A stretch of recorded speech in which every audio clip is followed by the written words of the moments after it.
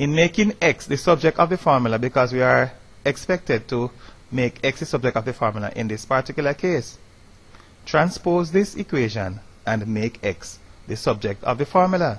In making x the subject of the formula, we find first we eliminate the denominator from the right hand side by multiplication. Well, flattening an equation when we are transposing is always a very good first step to make. Sometimes it might not be the very best, but it is always a very good one to make. Eliminating the denominator by multiplication. As a matter of fact, a denominator is something that we are dividing by, so we will multiply in eliminating this denominator. As a result, the left hand side will be multiplied by x minus 4. In the next step, y has to be multiplied by both x and negative 4, and we will proceed to do that. So in the next step, we will take advantage of the fact that we need y times x and y times negative 4. So we have xy minus 4y, and that is equal to that same thing there, 2x plus 3. Just putting them in alphabetical order. Xy and yx are the same, but more appropriate to write xy. And then what do we know? We are attempting to make x the subject. Therefore, we need to accumulate the x's on one side.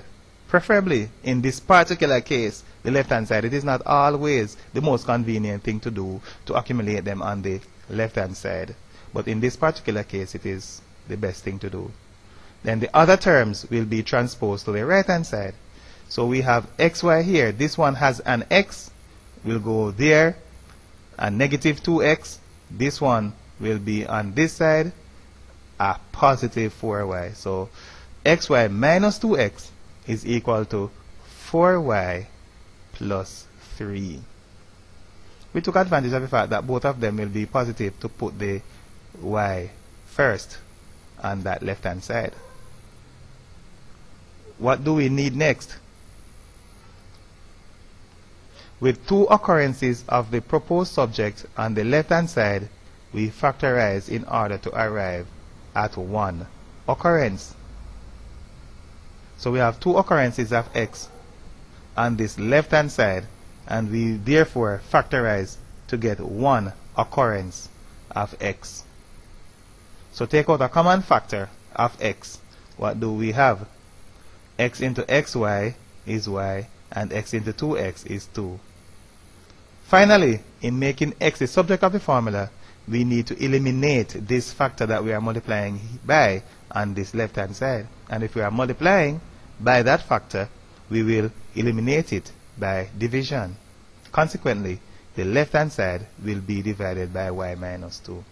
So finally, we divide by y minus 2 in order to eliminate that factor from the left hand side. There we have what we have always wanted. I like the way that especially these section 2 problems are being stated. They are being stated in such a way that students will really have to have an understanding of the topic that they are attempting to solve the problem on in order to get close to the maximum marks of one of these problems. There we have the exact same thing right there, and we are required to use this to write down the inverse of a function. With the understanding of the way in which we arrive at the inverse of a function by transposition, we may make use of the fact that the result of such a transposition results in an expression that is equivalent to the inverse of the function. All we need to do is make the appropriate exchanges. So we were required to transpose this, and we have done that. Then we are required to write down the inverse of a function. And of course, we are accustomed to the process of finding the inverse of a function by transposition, which is the same thing that we are given here, except that we were asked to do the transposition first without considering the function, and then in the end make use of it in writing down the inverse. We know that the inverse is related to the transposition that we have just done, and all we have to do is just make the necessary changes. So we have f inverse of x is equal to, all we need to do is replace these with x, 4x plus 3 over x minus 2, and that is all there is to it.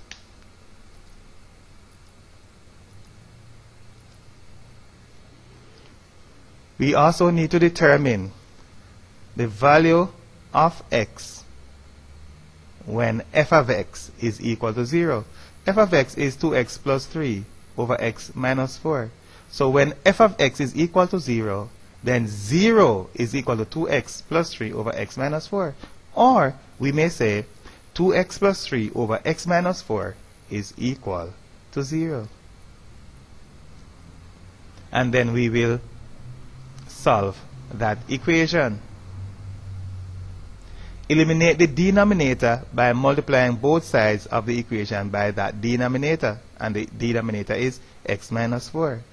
So we are flattening the equation again by eliminating the denominator. The denominator is something that we divide by, therefore we need to multiply by that x minus 4. As a result, x minus 4 will be eliminated from the denominator of the left hand side. And since the right hand side is equal to 0, when we multiply that right hand side by x minus 4, the result will be 0. So, and since the right hand side is equal to 0, the result of multiplying by x minus 4 on that side will still be equal to 0. So 2x plus 3 is equal to 0, and that we solve. So still focusing on our x, which is what we need to find, eliminate the positive 3 from the left hand side by subtracting 3 from that side. And as a consequence, we need to subtract 3 from the other side. On the left hand side, 3 is eliminated, and on the right hand side, we have 0 minus 3 is equal to negative 3. Finally, divide both sides by 2 in our attempt to eliminate 2 from the left hand side. So eliminate 2 from the left hand side by dividing 2 by 2 on the left hand side. But we need to also divide by 2 on the right hand side. The value on the left hand side will just be x. X will be left on that side, and on the right hand side we have negative 3 divided by 2, which is equal to negative 3 over 2. We think that we will just be able to breeze through this problem because it is a linear programming problem in which the shaded region is given already, and we have the lines which are representations of those linear constraints, and we also have accompanying those lines their equations. But of course it is not as straightforward. We will have to have a very good understanding of the linear programming problem and go straight ahead and meet the requirements of these examiners. So in the first case, what do we need? We need to determine the inequalities that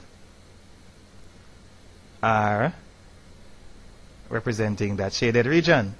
So the region begins on the line 3y is equal to x. So it begins 3y is equal to x and continues above it. So the region begins on the line here, 3y is equal to x, and continues above the line. So what do we say about that region? 3y is greater than or equal to x. So the region represents values that are greater than or equal to those on the line because it begins on the line and continues above the line. So greater than or equal to those values that are on that line. So 3y is greater than or equal to x. What about that one? The region begins on the line x is equal to 6 and continues to the right. Values of x increase to the right. Therefore, the values are greater than or equal to 6. So, those values of x are greater than or equal to 6. So, what do we say? X is greater than or equal to 6.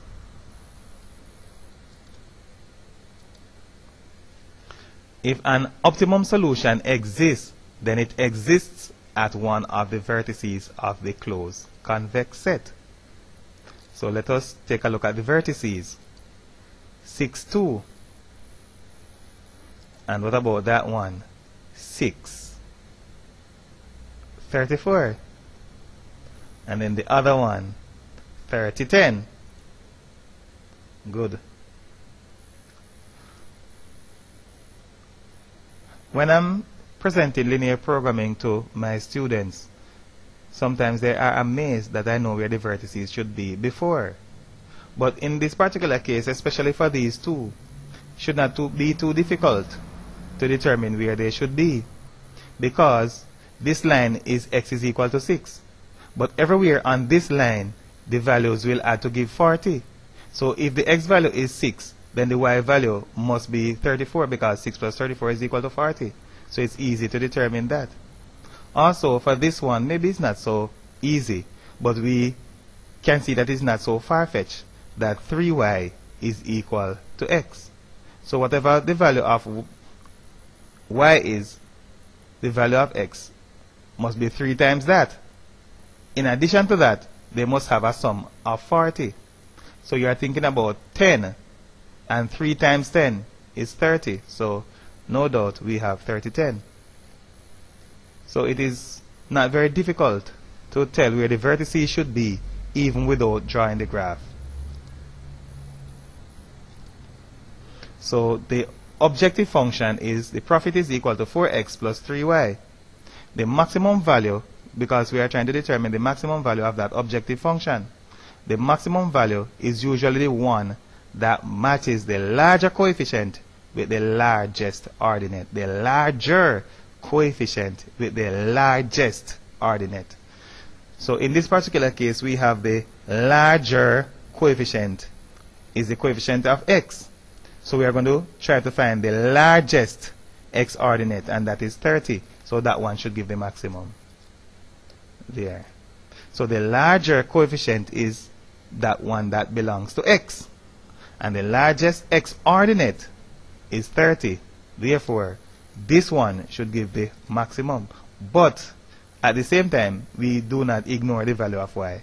So we have the p for x plus 3y. So the maximum, we take 4. And what do we do with this 4? Multiply by the coefficient, multiply by the value, the ordinate of x, which is 30. And then this 3, we multiply by the ordinate of y, which is 10. So we have 4 3s 12, and 3 10s 30. So we are looking at 150 for the maximum profit. But we need to substantiate our claim. There's no simpler way to substantiate our claim than to show the values that you would get if we use the other ordinates. So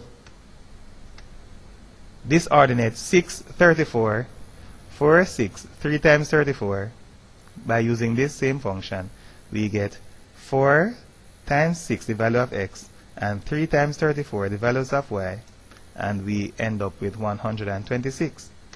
This one cannot give the maximum. 4 times 6 plus 3 times 2, which is equal to 30. So we see that the others are actually smaller, and that there is no other way or better way to substantiate our claim than to use the other values and show that they actually turn out to be less. So the other two values are less than the proposed maximum. Therefore, $150 is the maximum